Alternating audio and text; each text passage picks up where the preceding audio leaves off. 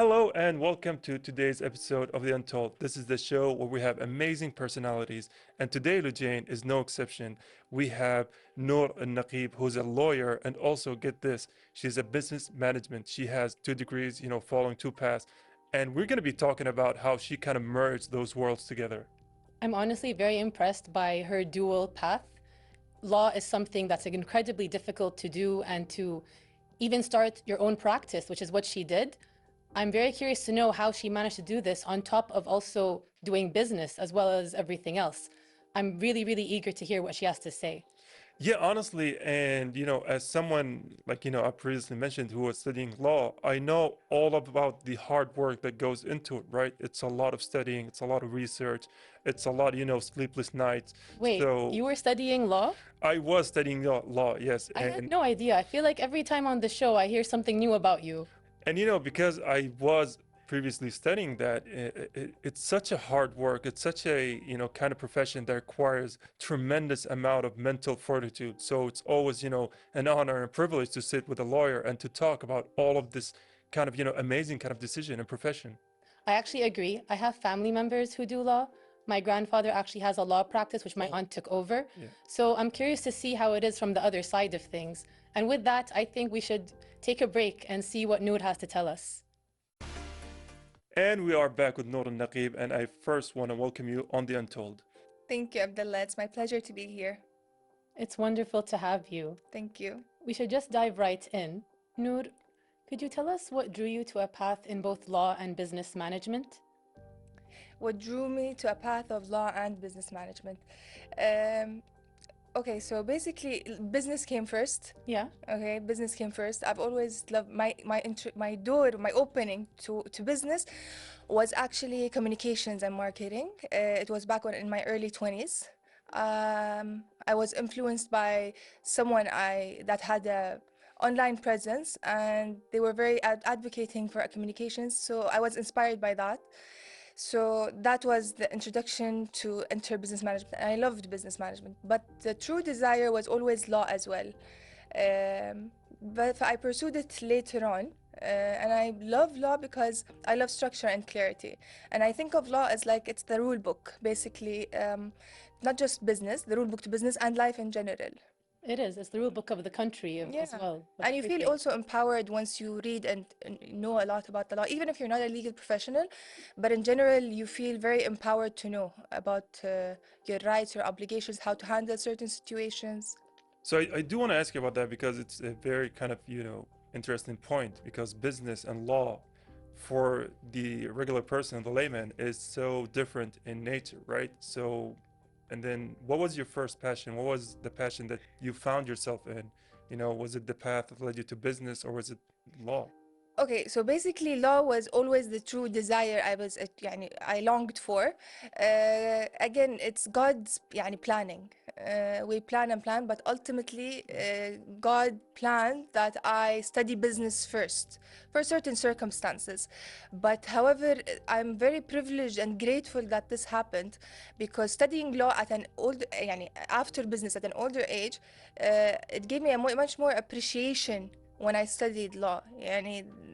Some people say, no, your younger years that count. But honestly, I love studying as an adult, when you learn to appreciate what you're reading, what you're studying, the material, because you're coming from a awareness level. It's not just on basically, well, I need to study and get a degree. No, I got the degree. I got the business degree. I wasn't obligated to get another degree, but I did it out of love. I really wanted to pursue it. That's really awesome, and I do agree with you. When you're younger, you just sort of do things because you have to, or you're experimenting and finding your right path. But when you're older, you really get to find something that you're actually passionate about and you understand it more. Yes. And you actually started your own practice as well. Yes. What led you to do that? It's not an easy thing to do. It's not. And again, when I first decided to pursue my law degree, and also at the beginning, I was kind of hesitant. Should I get my law degree or no? Because I already had a degree. But again, the what if was killing me. So I said, no, I will get it. I felt very satisfied after I got it. But the decision to pursue a law degree came with also the decision to open my own law firm. at So the that same was time. always the goal. However, I'm not gonna lie to you, after I got my degree, everything wasn't always clear or certain. I'm telling you, the desire was born there. The desire was always there, yani, to establish this. However, life happens. So after I graduated, I started contemplating. So obviously, by law, I need to practice law in other law firms, and I did. And there was moments that nudged me, let's say, to open my own law firm. Yes, I want to, يعني, that's definitely happened, whether it's clients and whatnot, that motivated me more to go on my own. And then the final trigger, I would say, the more I got like more competent and mastered the craft I was trying to do, I realized that having a business degree was an advantage, and I wanted more freedom and control. I wanted to push my agenda. I wanted to يعني redefine how I deliver legal solutions to entrepreneurs, to companies, because I come from a business background, so I want to deliver it in a certain way how I see fit. So not to say that I didn't enjoy my working at other law firms. However, I'm trying to establish something on my own based on a certain, let's say, niche I'm trying to penetrate, يعني. Yeah. And I think, the more natural question, the follow-up, and can segue into my next, question is that has your business, management skills and your business management, degree affected or, dropped into your business as a lawyer? Has Oh, those yeah, two big worlds time. kind of clashed? And can you talk us? Clashed in a great way. Yeah. يعني clashed is a negative word, but clashed in a great way. Let's say there was synergy. Yeah. It wasn't planned, by the way. يعني this wasn't planned. Again, but I'm grateful for this plan. So my business background taught me the language of strategy, of growth, of profits, economics, finance. These fields, these verticals, aren't necessarily taught in law school. I mean, you take general educational some courses, but it's not like experience. When you work in companies, in banks, and financial sectors, you gain hands-on experience. So you see how companies are run, the ins and outs, what their problems are, employee relation problems. So after I left the corporate world and started the law firm, I serve most of my work is corporate commercial work. So I serve entrepreneurs, companies, any commercial transactions, as well as civil. I know the technical side as well. Knowing the technical side, the business side, complemented by the legal side, gave me a 360 degree on how to better serve this client in a more creative, more value-driven, efficient way. That's honestly amazing. The fact that you were able to incorporate the best of both worlds and turn it into something that is your own, that helps you benefit clients and yourself to push yourself further. I feel like a lot of people lack the skill to be able to merge things in such a way. It's funny you mentioned merging. I was reading an article around that sentiment, which basically is, it says that يعني, right now, obviously I do believe in specialization highly, whatever field, whether medicine or law or whatever, but we live in an era where being fluid, it's also very critical and important as well, because by nature, يعني, humans are very dynamic. So when one person works in a certain vertical or sector industry and then moves to the next, it gives him honestly a very good advantage. I would hire him basically because he connects the dot. That was what the article was talking about. He learns to connect different fields together and connect the dots and extract insights from both fields. If you were in one field your entire life, you would be creative in that field alone. Right. However, even if you were to continue in that field, getting another like side, whatever it is, a job or even if you want to learn about certain field, learning it on your own, self-education, might actually help the field you are in, because they overlap and everything is connected, everything is relevant. It does, it's about being fluid.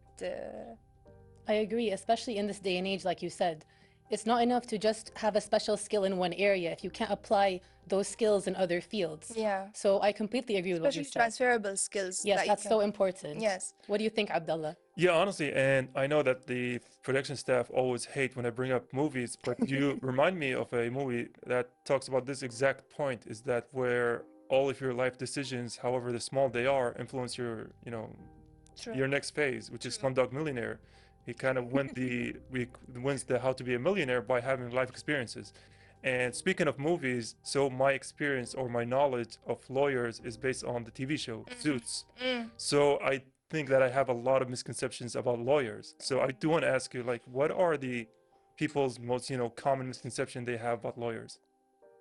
There's a lot of misconceptions, but when it comes to movies, we'll get to that maybe in a second. However, reality wise, practically, is that a lawyer is only needed when there's a problem, or only appears when there's a problem. One of the mindsets I would like to shift is that legal work is part of smart business planning.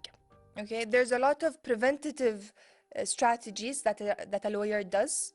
So once a problem happens, there's a whole another job to do. Okay, and that's very tedious, it grows contentious and whatnot.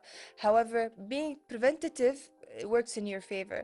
So any entrepreneur or a business owner should have his legal, let's say, consultant or legal in-house lawyer with him from day one, instead of waiting for a crisis to happen. So that's a great misconception in the region, arguably. Like, I have to have a case to go to court. If that's litigation cases. The division is called litigation. Litigation is one part of a lawyer's job.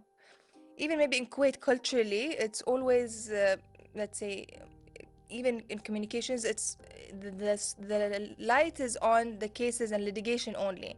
However, there's a lot of corporate advisory and transactional work a lawyer does.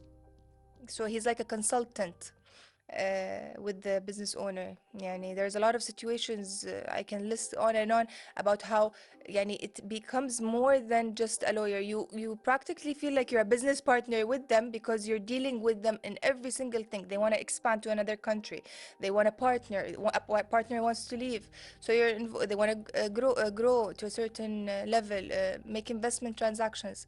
So it's very diverse. That does make a lot of sense as well.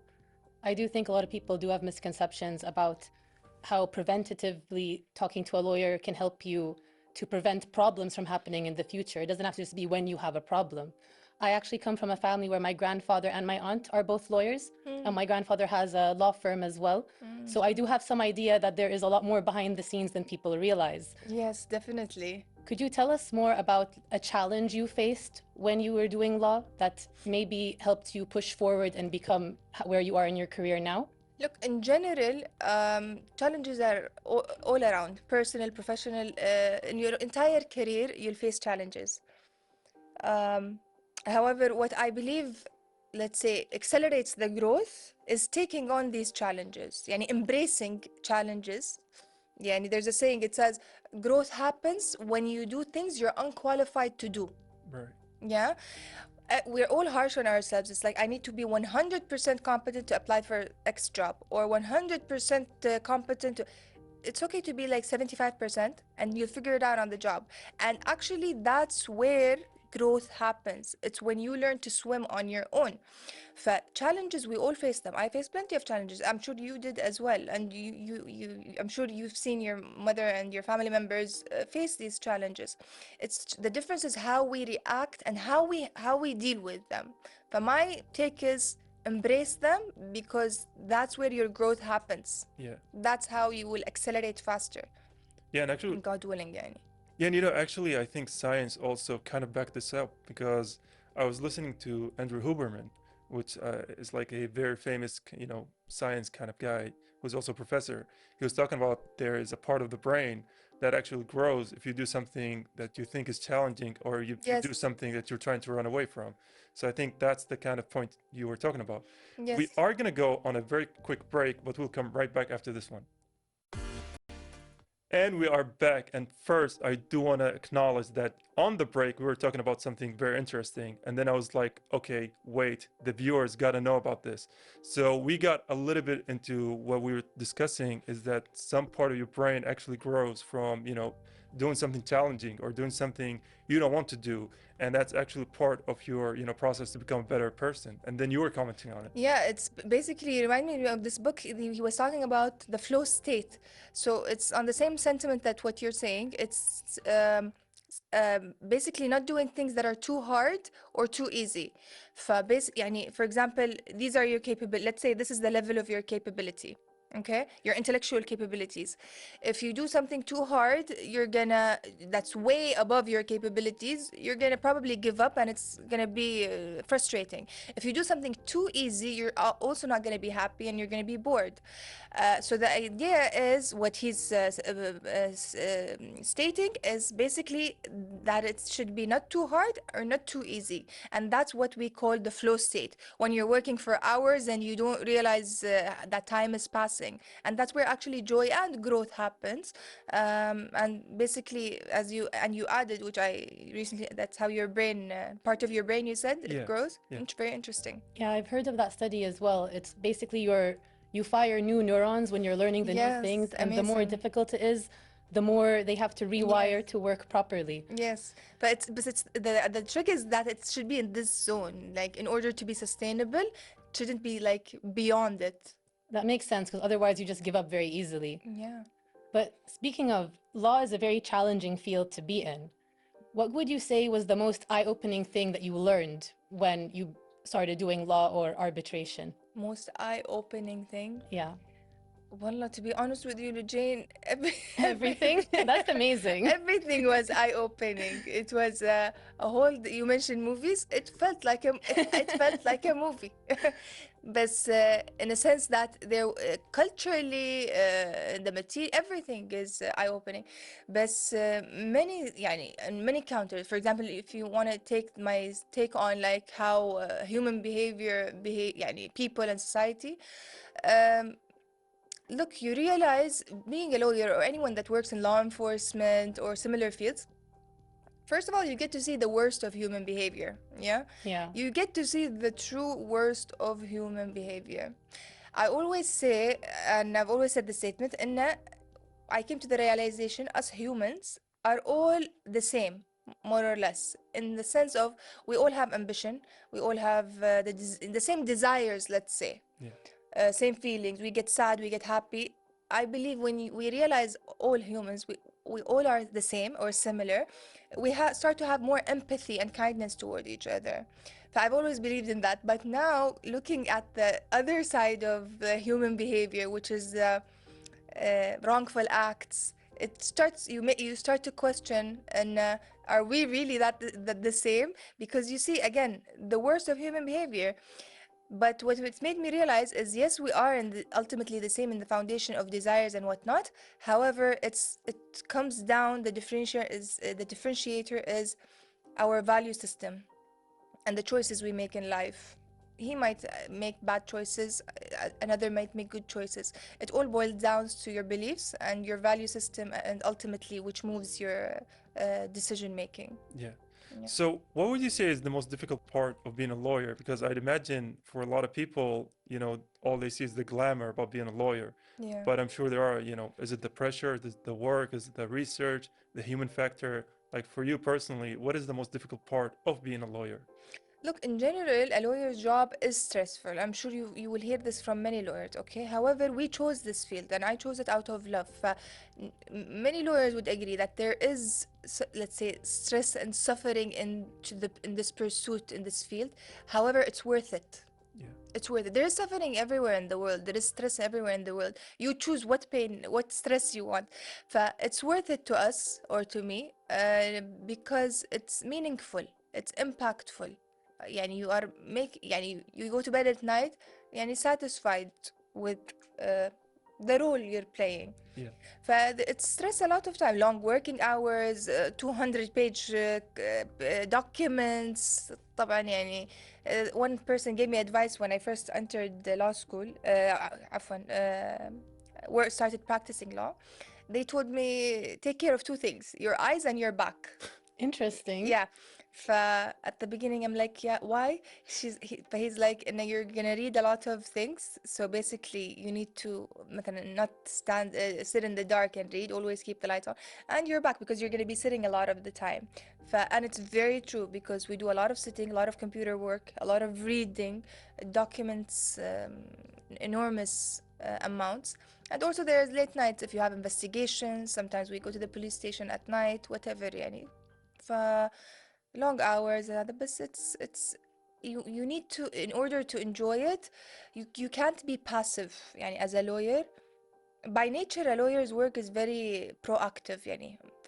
If you just go with the flow and the status quo, you might not like it as much. You need to do deliberate action to design the life you want in law. Yeah, you need to pick a legal niche. You need to leave room for joy and like to de-stress. But you need to be deliberate in how you approach it to find this balance. That's fascinating. I never thought about the strain it would cause on your eyes because, as you mentioned, there are so many legal documents and texts, and some of them are very dense and tiny, Yeah. like words. I started wearing glasses Oh, no and way. when reading, I don't wear them. Yeah. But when reading, I didn't realize I had like a very tiny difference. It made a difference, however.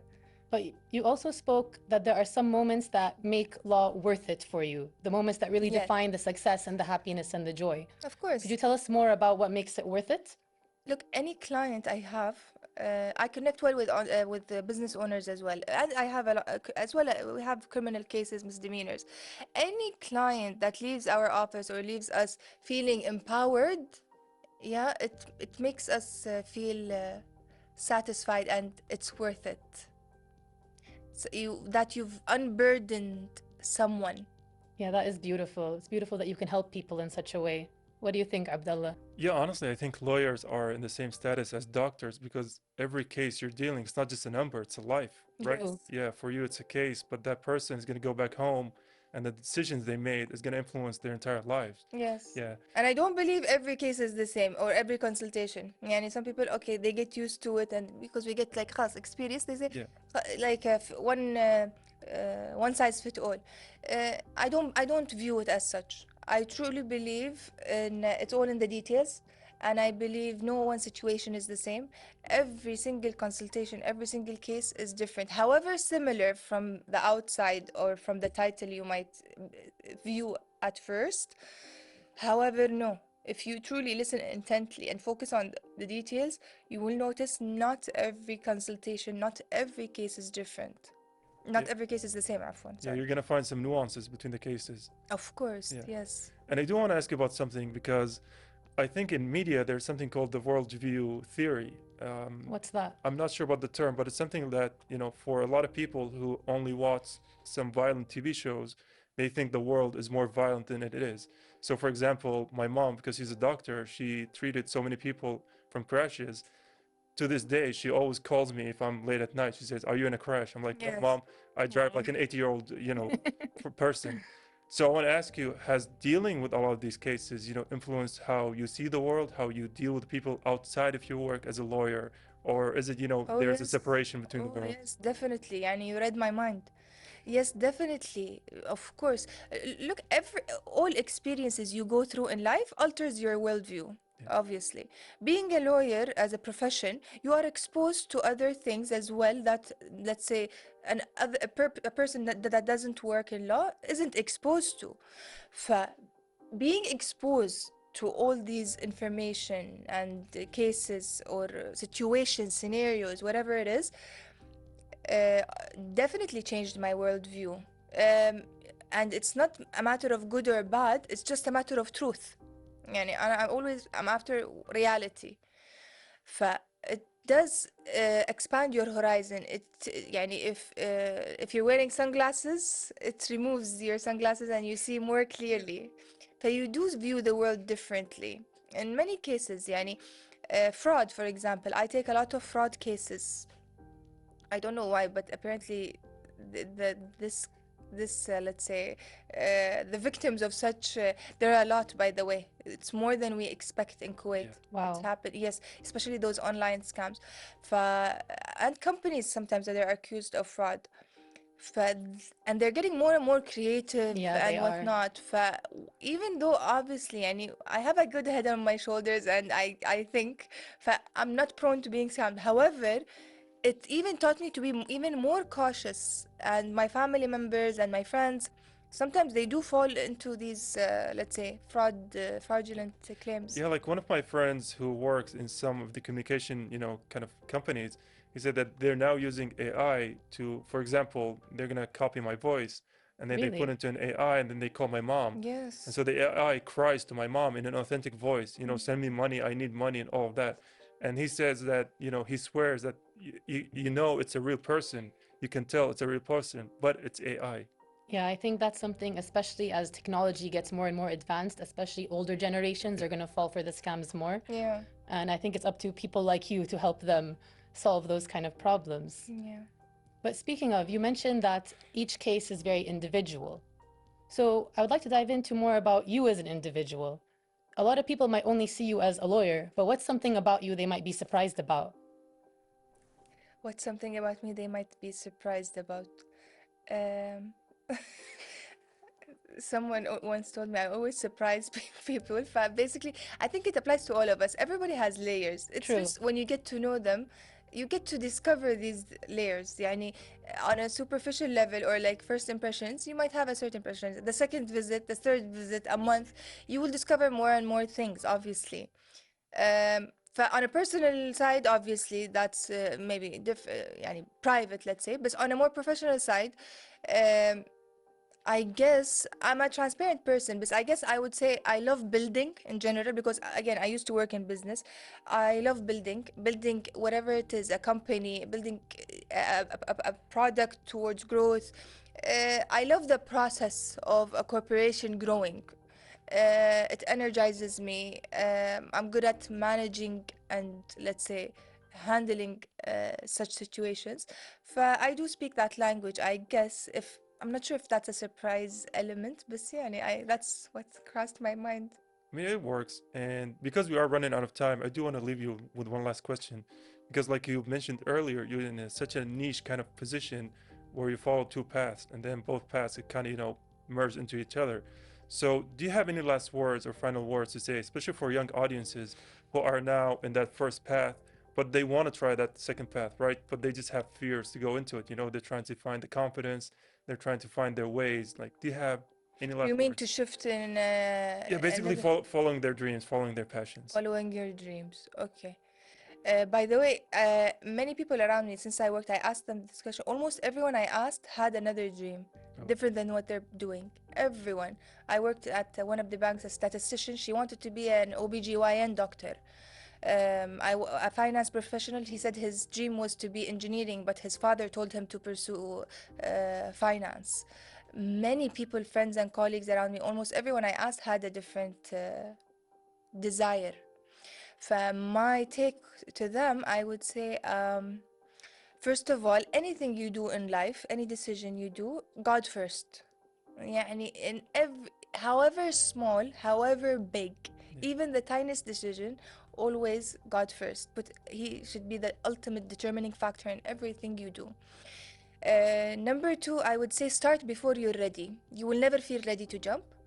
Just do it because time will not make a difference. It will only make you more frustrated. And from experience, it is highly satisfying if you do it. Thank you for joining us today. It was so wonderful to have you. Most welcome. I really appreciated the nuggets of wisdom you left us with and the inspired approach you have to following your passions and dreams. Thank you. And now we're going to go on a short break. Stay tuned. And with that, it's the end of today's episode of The Untold. Honestly, amazing to talk with Noor. Even off camera, she was so, kind. She was so, educational, talking to us about the nuances of being a lawyer. I agree. I think it's amazing how Noor has merged two different worlds together. And I loved her philosophy on how she approached both business and law and integrated both of those into different aspects of her life to be able to do what she does at such a high level. Yeah, and honestly, I loved how one of the key messages of the episode is that, do the hard work, right? Do whatever you think is challenging because it's going to grow you from inside, right? It's going to grow your inner self. And I think that's a great message in general, not just about being a lawyer or studying, law. It was just an amazing message to have. But with that being said, we have run out of time. I agree. It was truly wonderful to see her take on the whole subject. And with that, we're going to end today's episode. And I hope you enjoyed what you learned today on The Untold, and hopefully see you next time.